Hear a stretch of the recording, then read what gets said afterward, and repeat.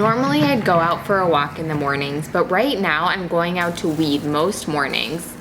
This year, that's where we're at. It's been an incredible growing season. We've had consistent rain, lots of heat, and everything seems to be producing in abundance from our pastures to our crops. But unfortunately, this has meant that the weeds are also abundant and have required an extra effort to keep on top of. But the ideal growing conditions haven't been the only reason we're having the most productive year yet. We're going to share our best tips and what we've learned that's made the biggest difference. Our morning is off to a bit of a slower start than usual. We're coming off of a really full weekend. The kids and Jim did some camping out in the backyard. We had some friends visit from out of town, and everyone is just moving pretty slow this morning. So after getting up early to weed a bit and do chores while the kids were still sleeping, I'm gonna make some pancakes.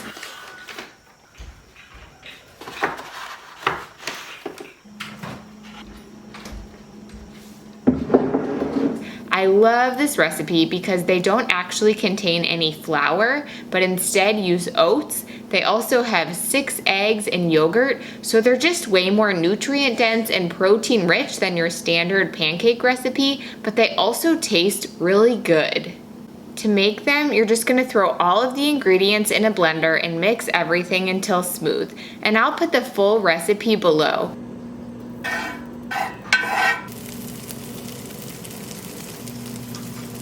Today we're going to be making blueberry pancakes, and my best tip for making fluffy pancakes is covering the pan while you're cooking them, and this helps to increase steam and help them poof up more.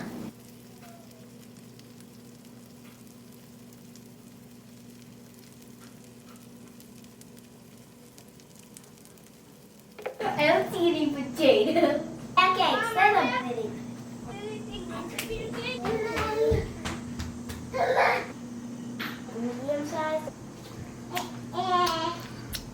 Now that we're able to enjoy a nice low-key family breakfast together and our bellies are full, we're going to start tackling some of the projects on our list for today.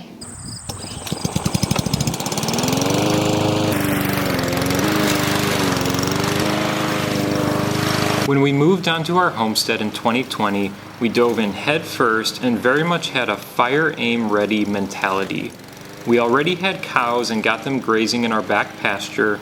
We planted an orchard with a ton of fruit trees. We planted a large garden and our 3 sisters' garden and got chickens going for meat and eggs right away. We don't regret any of that, and we've had great yields and lots of productivity from all these things. But we've noticed over the 3 or 4 years since we've been doing this that some areas have been neglected, or maybe what worked the first year has led to decreased productivity year after year, or even realizing the systems we started out with weren't all that efficient or sustainable long term, and we knew we could do better. So we tried to make some intentional changes this year to course correct and try and get things back on track. This fire aim ready approach that we tend to adopt is quite the opposite of the ready aim fire approach that's more the standard. For us, it's meant trying and accomplishing lots of things right from the start without always having firmed up plans of how it will all take shape. Most of these things have worked out for us as we were getting our homestead off the ground, and we've problem solved, troubleshooted, and researched enough to get going and see success. But there's definitely been some failures along the way. Sounds good, buddy. This asparagus patch is one of those. 3 springs ago, we were a little overambitious with our homestead planning. Jim was working 2 jobs, we had a newborn, and we were determined to get a lot of perennials started on our property on top of everything else we had going on. We knew we wanted to get asparagus started early since it takes a couple years to establish, so we ordered a bunch of asparagus crowns with no plan where they'd get planted, how they'd get planted, or when we would have time to plant them. Long story short, we didn't get to planting them right away because we had so many other things on our plate. And when we finally did get around to planting our asparagus, we didn't have any equipment lined up, so we dug everything up by hand, which took over a week of our time. The location we decided on probably was less than ideal, with a good amount of shade, and to be honest, the crowns had sat there for so long before getting them into the ground, we weren't even sure if any of them would take in the end. Of the 50 or so asparagus plants that we planted, 10 or 15 of them pulled through, and this year we've been determined to salvage those plants and see them flourish. And that's really our goal for this year, is how can we take the systems on our homestead from just feeling like we're surviving to really be thriving, both us as the caretakers of the land and the land itself, along with our plants and animals, that everyone would be thriving.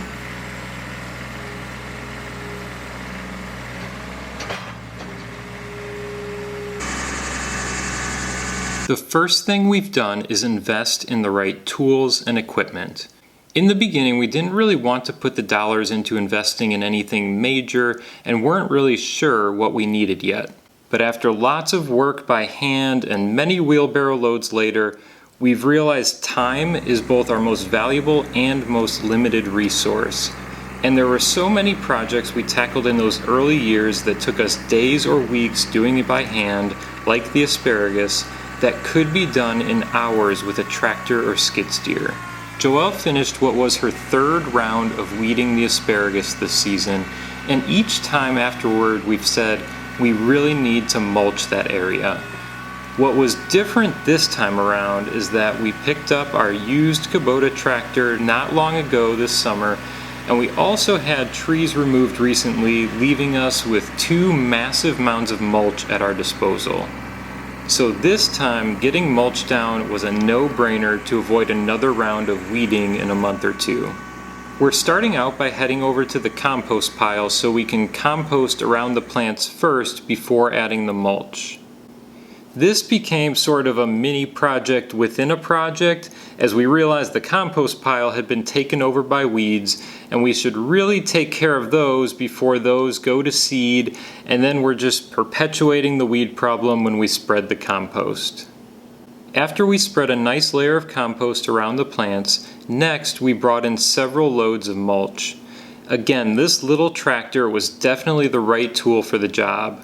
What would have probably been at least a full day job previously was done in an hour or two. And fun side note, our tractor rolled over to 1,000 hours in the middle of it, which was a fun little milestone to hit.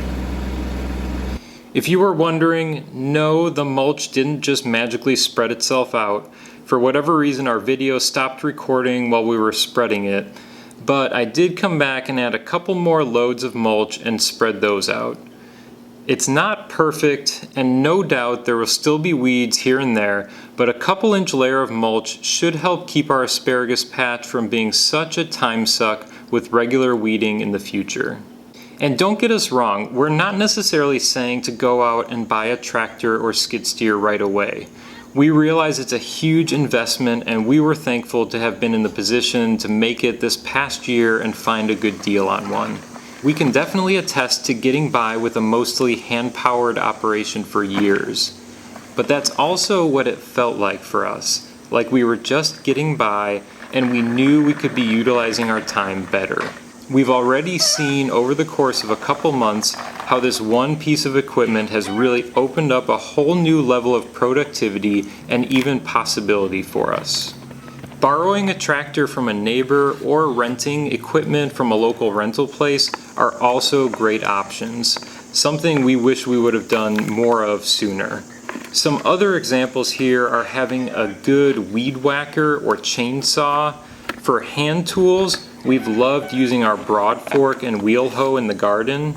And installing a drip irrigation system has been a huge time saver for us, which we've done some other videos on.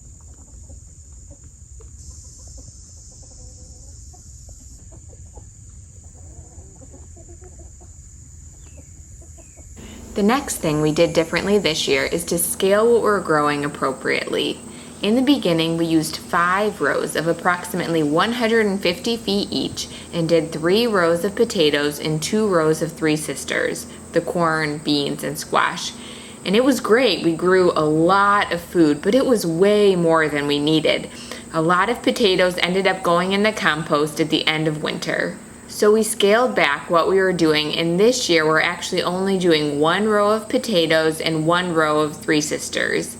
It's seeming like this is the appropriate amount to provide enough for our family through the winter without a ton extra. It's also made the whole process so much more manageable at this scale, where we've been able to stay on top of weeding and mowing better, which really makes the whole system even more productive. Another big way we increased productivity in this space was by building a second chicken tractor a couple years back.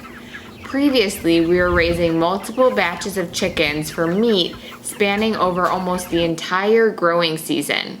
But with a second tractor, we're able to raise all of our chickens for meat at one time early in the season, which really stacked our time way more efficiently. Chores like moving tractors and supplying food and water for 50 chickens is really not that much more than doing it for 25, and now we can raise them in half the time.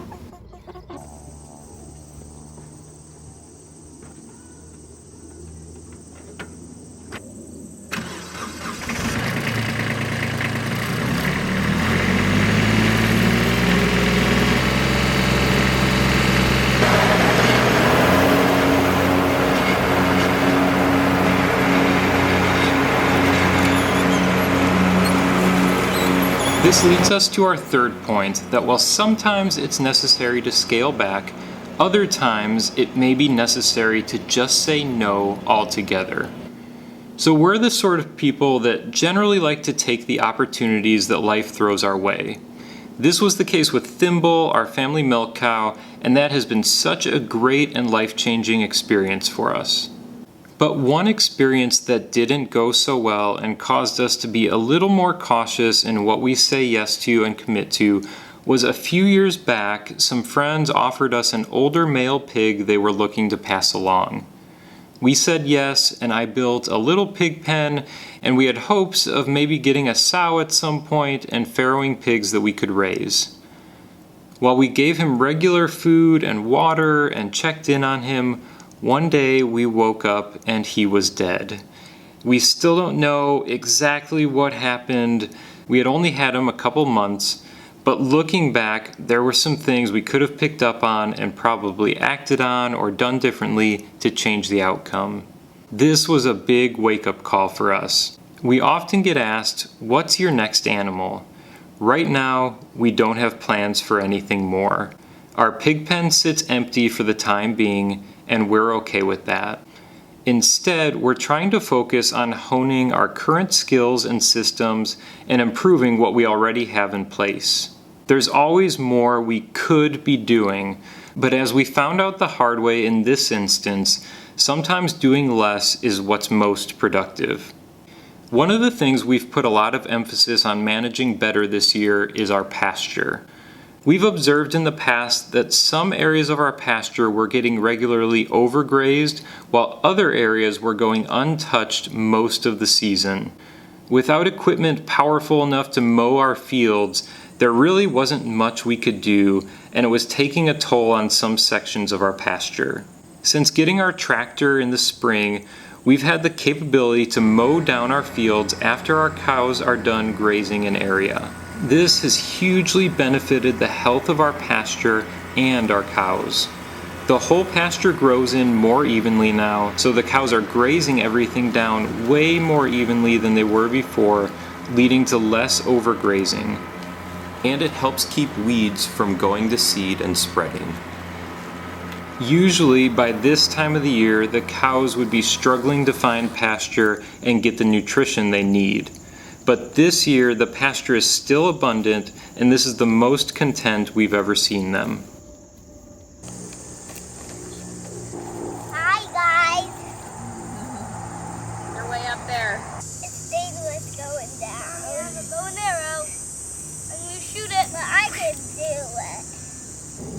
Now that we have all this mulch, another project we want to tackle today is getting mulch down around our fruit trees. We've known for a while that letting the grass grow up around them is robbing nutrients. Plus, bunnies hide out in the tall grass, and we've actually lost one or two trees from the bunnies chewing off the bark at the base. This will help them thrive and be more productive long term.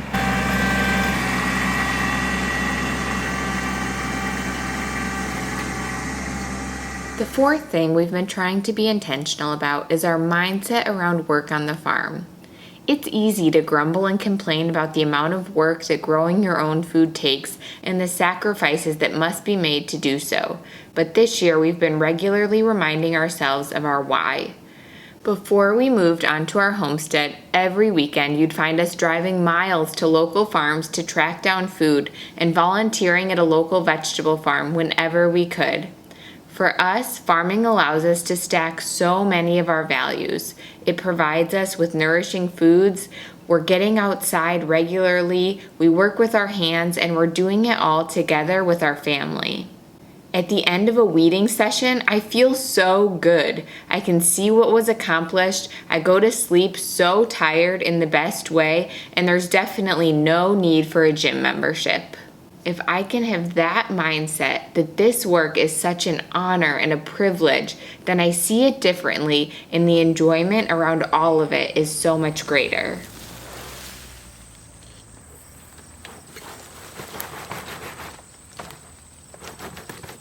And lastly, things get easier over time. The things that were hard when we first started our homestead don't intimidate us like they used to. I remember the first time I canned and how many times I read the directions and how nervously and slowly I did everything. It seemed so daunting.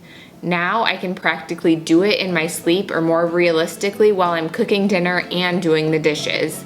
It's gotten so much easier over time and requires so much less mental energy than it did early on.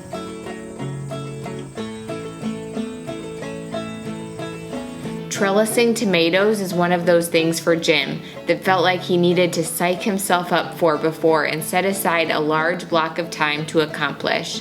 Now it's something he can knock out in a spare half hour between wrapping up another project and heading in for dinner. So we've been doing some pruning on our homestead. Minor snips, tweaks, or investments that pay dividends over time. Whether that's getting the right tool or piece of equipment, scaling things just right for your land and family, having the courage or foresight to say no, keeping a positive mindset, or letting time perfect your skills and systems, productivity doesn't always have to be about output. And these 5 things have made all the difference for us. And hopefully it will free us up this fall to do some actual pruning of our fruit trees that we have not yet pruned since planting them a few years ago.